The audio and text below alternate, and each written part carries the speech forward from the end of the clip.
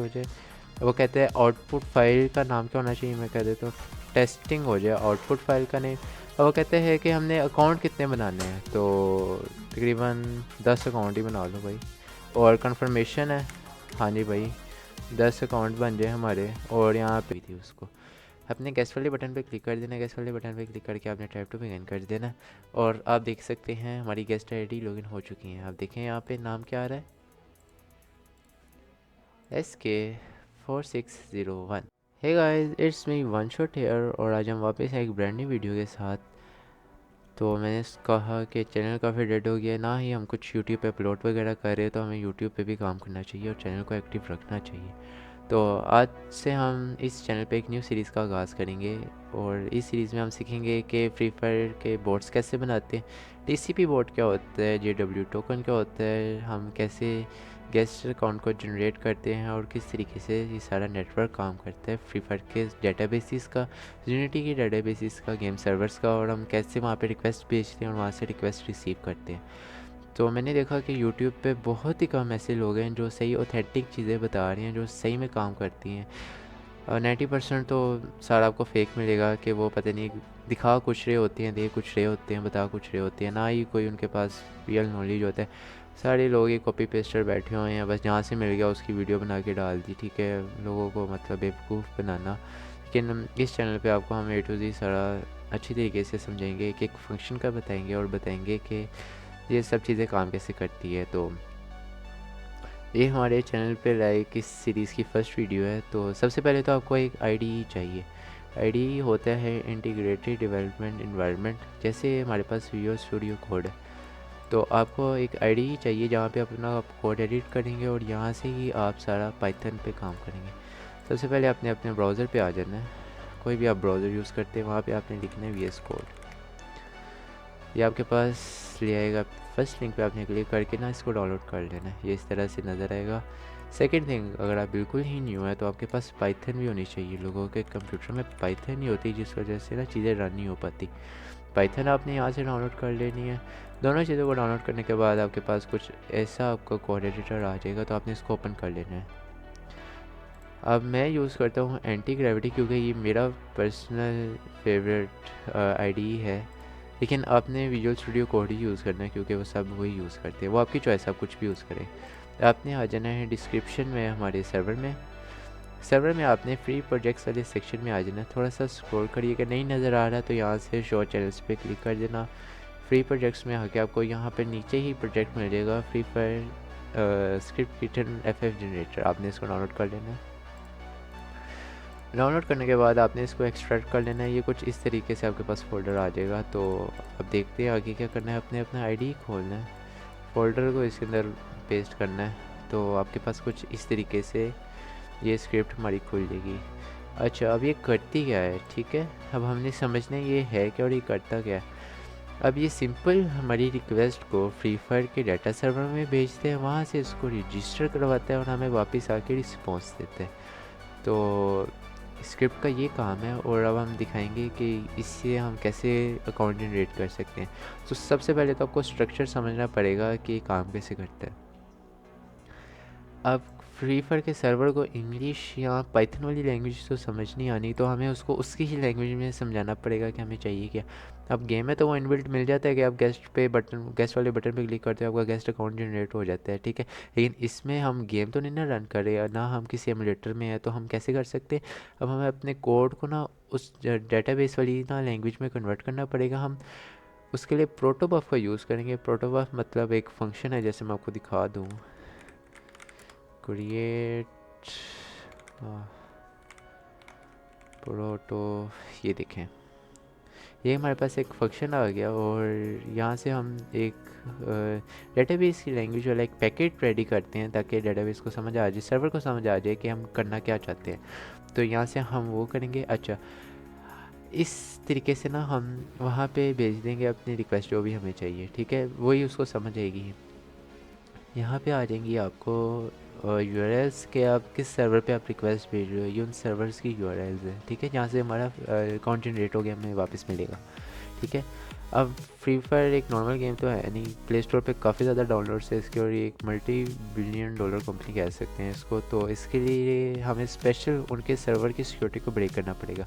उसके लिए हम यूज़ करते हैं कीज़ का, जैसे आप यहाँ देख सकते हैं, डिफ़ॉल्ट की, आईवी की एंड हेक्स की। ठीक है, ये क्या करती है कि ना उसके रिस्पॉन्स को तोड़ती है और हमें उस डाटा समझ आ पाता है कि सर्वर कर क्या रहा है। ठीक है, तो आपको यहाँ पे बना बनाया ही मिल जाएगा, तो आप यहाँ से देख लीजिएगा। ठीक है, तो प्रोटोबफ का मैंने आपको बता दिया, और बता दिया इनक्रिप्शन हम कैसे तोड़ते हैं कीज़ के ज़रिए। अच्छा, उसके बाद क्या होता है कि जब हम यहाँ से रिक्वेस्ट भेजते हैं ना, तो हमें एसएस टोकन वगैरह मिलते हैं, और वो एसएस टोकन का हम यूज़ करके हम अपनी गेम आईडी को लॉगिन कर सकते हैं। तो हम नीचे चले जाते हैं अपनी मेन वाले फंक्शन में।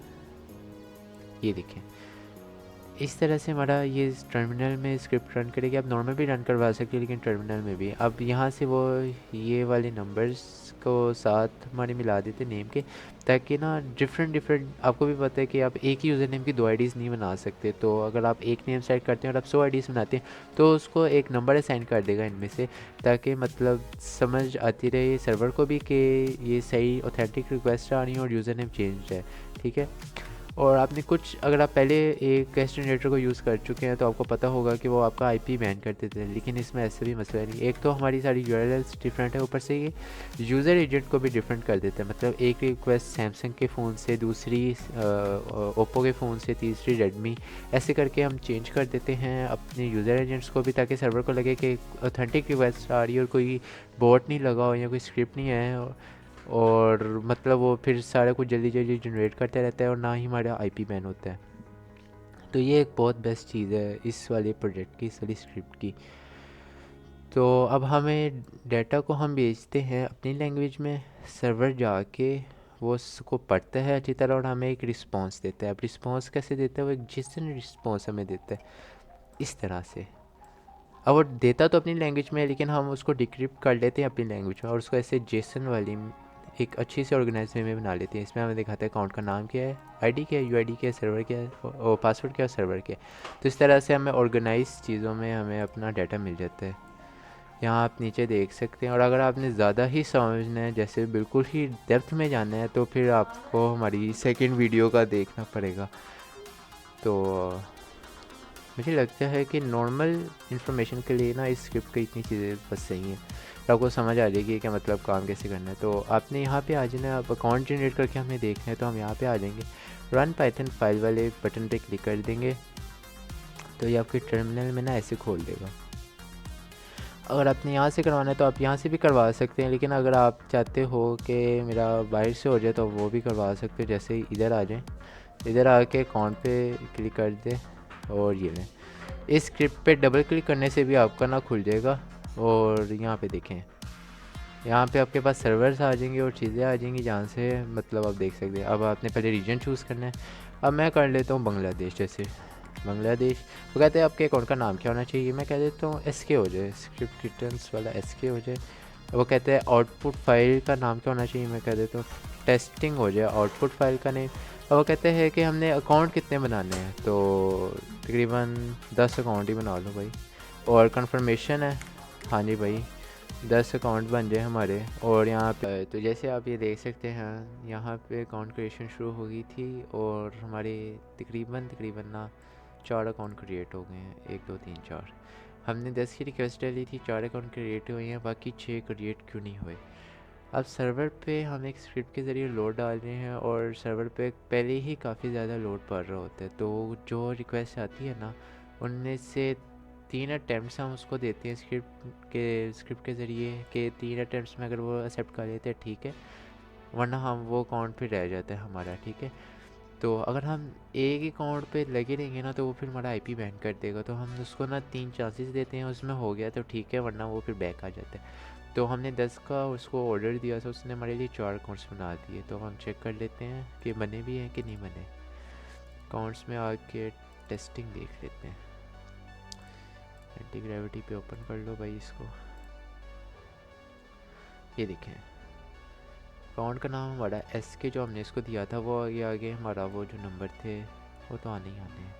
ठीक है, तो ऐसे आ गया account name, account ID, UID, password, and server हमारा कौन सा, बांग्लादेश। तो इस तरीके से ये स्क्रिप्ट काम करती है और अभी हम इसको लॉगिन करके दिखाते हैं कि गेम में हम इसके ज़रिए कैसे लॉगिन कर सकते हैं। तो होपफुली आपको ये समझ आ गया होगा कि स्ट्रक्चर मैंने कैसे बनाया है, इसमें हम चीज़ें क्या क्या यूज़ कर रहे हैं, हम ग्रीना के सर्वर से कांटेक्ट कैसे करते हैं, वहाँ से डाटा कैसे लेते हैं, उसको प्रेजेंट कैसे करते हैं और हम इसको यूज़ कैसे कर सकते हैं। तो बाकी चीज़ों का आपको मुझे नहीं लगता कोई ज़रूरत है बताने की, क्योंकि वो मैंने ऑलरेडी बना दी और वो मतलब बेसिक चीज़ें हैं।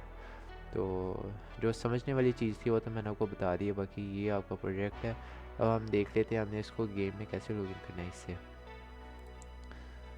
तो जो भी आपका एमुलेटर होता है ना, आप चेक करिएगा कि ना, ओहो मेरे पास तो ज़ार्चीवर नहीं है, फिर भी यहाँ से चेक कर लेते हैं अगर हमें मिल जाए ना। आई डोंट थिंक कि ना इधर ग्रीना, ओह मिल गया। ये देखें यहाँ पे एमुलेटर में आप मीडिया मैनेजर में जाके ना एक्सप्लोर पे जाइएगा, यहाँ पे आपको एक डाटा फाइल मिल रही है, ठीक है। अब हम इस डाटा फाइल को देख लेते हैं, इसको विंडो पे एक्सपोर्ट कर लेते हैं, डेस्कटॉप पे ही कर लो इसको ना, जनरेटर वाले में एक्सपोर्ट कर लेते हैं। ये देखें हमारी डाटा फाइल आ गई है। हम इसको खोल लेते हैं, नोटपैड से खोल लेते हैं इसको। ये देखें जब भी आप एक गेस्ट आईडी क्रिएट करते हैं ना, तो आपका एक डाट फाइल क्रिएट हो जाती है। और अब हम इसमें देखें, ये आ गया हमारी आईडी का पासवर्ड और ये आ गया हमारी यूआईडी। तो अब हमने करना है लॉगिन। तो अब हम लॉगिन कैसे करेंगे, आपने आ जाना है जो भी आपने जहाँ भी अपना रखा था, जैसे हमारी टेस्टिंग थी। अब हम यहाँ से कर लेते हैं अकाउंट की यूआईडी कॉपी। ये यूआईडी हमने कॉपी की, यहाँ पे आके हमने पेस्ट कर दी। पासवर्ड अब हम कर लेते हैं कॉपी इसका, ये हमने पासवर्ड किया कॉपी, इधर आगे कर दिया पेस्ट। ये लें जी, कंट्रोल एस दबा के इसको हमने कर लिया सेव। अब हम चेक कर लेते हैं, सेव हो गया, सेव हो गया। अब हम यहाँ जो वाली गेस्ट फाइल है ना एमुलेटर वाली, इसको कर देते हैं डिलीट, इसका हमारा कोई काम नहीं। इंपोर्ट करते हैं डेस्कटॉप पे जाके, जनरेटर में जाके ये वाली डाट फाइल को इसको कर लेते हैं कॉपी। हाँ कॉपी का बटन किधर गया,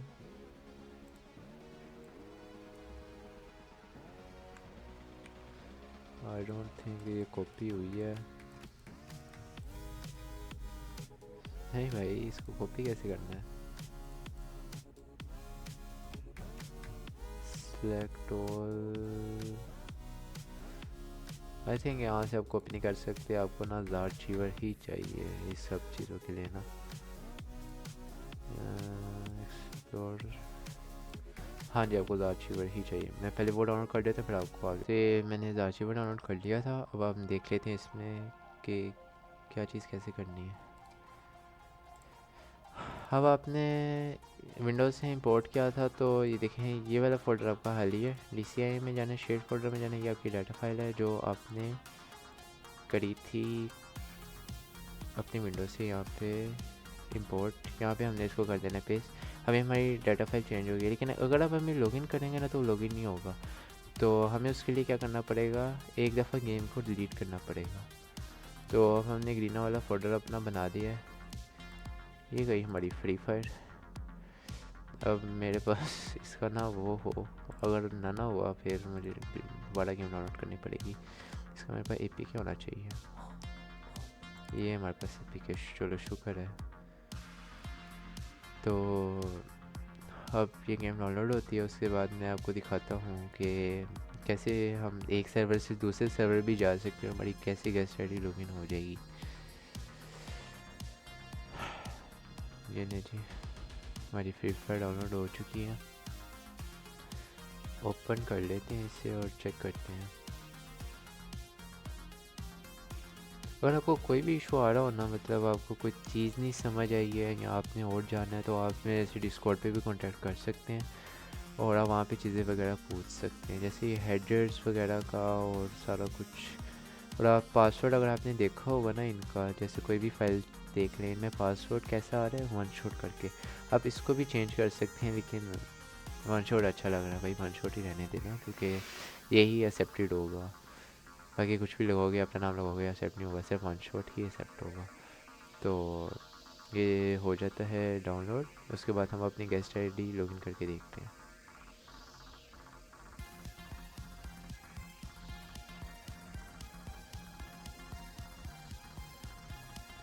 तो हम यहाँ पे आ चुके हैं। मैंने ना असल में एमुलेटर को बहुत कम कोर्स दिए, सिर्फ एक कोड दिया हुआ है, इस वजह से ना बड़ा ही ज़्यादा इसने लैग करना। इसको ज़्यादा कोर्स दे देने चाहिए थे, लेकिन अभी के लिए एक कोड ही सही है। इसको थोड़ा लोड होने देते हैं, इसको थोड़ा स्टेबल होने देते हैं, उसके बाद आईडी लॉगिन करते हैं। तो आप एमुलेटर को देख सकते हैं। सॉरी मैंने थोड़ा कट वगैरह डाल दिया क्योंकि ना एमुलेटर लैग बहुत कर रहा था, सिर्फ एक कोड दी हुई थी उसको। अपने गेस्ट वाले बटन पे क्लिक कर देना, गेस्ट वाले बटन पे क्लिक करके आपने टाइप टू बिगिन कर देना। और आप देख सकते हैं हमारी गेस्ट आईडी लॉगिन हो चुकी हैं। आप देखें यहाँ पे नाम क्या आ रहा है, SK4601। हम चेक कर लेते हैं कि हमने सेम फाइल पकड़ी थी, SK4601। एंड जो हमने आईडी जनरेट की थी वो हमने लॉगिन कर लिए। सर्वर था हमारा बांग्लादेश। सो ये देखें, नए गेस्ट आईडी के ज़रिए बांग्लादेश सर्वर पहुंच गया हूँ। और इस तरीके से आप अपनी गेस्ट आईडी लॉगिन भी कर सकते हैं अपने कंप्यूटर के अंदर। और इससे आगे हम एडवांस, बहुत ज़्यादा एडवांस चीज़ें सीखेंगे, बहुत ज़्यादा एडवांस प्रोजेक्ट्स सीखेंगे। तो होपफुली आप हमारा सर्वर ज्वाइन कर लेना ताकि आपको चीज़ें वगैरह समझ आ जाएँ। Because if you go there in free projects, you can also see I have given a TCP bot and other APIs. So if you are not in the server or you are leaving the server, then you are just using your chance to use these things. तो hopefully आपको समझ आ गया होगा ये generator काम कैसे करता है, अब इससे अपना गेस्ट अकाउंट कैसे लॉगिन कर सकते हैं। और ये मतलब बहुत प्रीमियम प्रोजेक्ट है और मैंने ये फ्री में दी थी। लोग इसको बाकायदा बेचते हैं, लेकिन आप लोगों के लिए मैंने फ्री बिल्कुल कर दिया और आप इसका यूज़ कर सकते हैं। कोशिश करिएगा इसको बेचेगा नहीं और अपने पर्सनल यूज़ के लिए इसको इस्तेमाल करिएगा। बाकी आप पे है कि आप इस प्रोजेक्ट के साथ कुछ भी करना चाहिए, वो आप पे है। होपफुली आपको सारी वीडियो समझ आ चुकी होगी और मैं आपसे मिलता हूँ एक नेक्स्ट वीडियो में जहाँ पे हम थोड़ी एडवांस चीज़ों के बारे में बात करेंगे। तब तक के लिए अपना ढेर सारा याद रखिएगा। अल्लाह हाफिज़।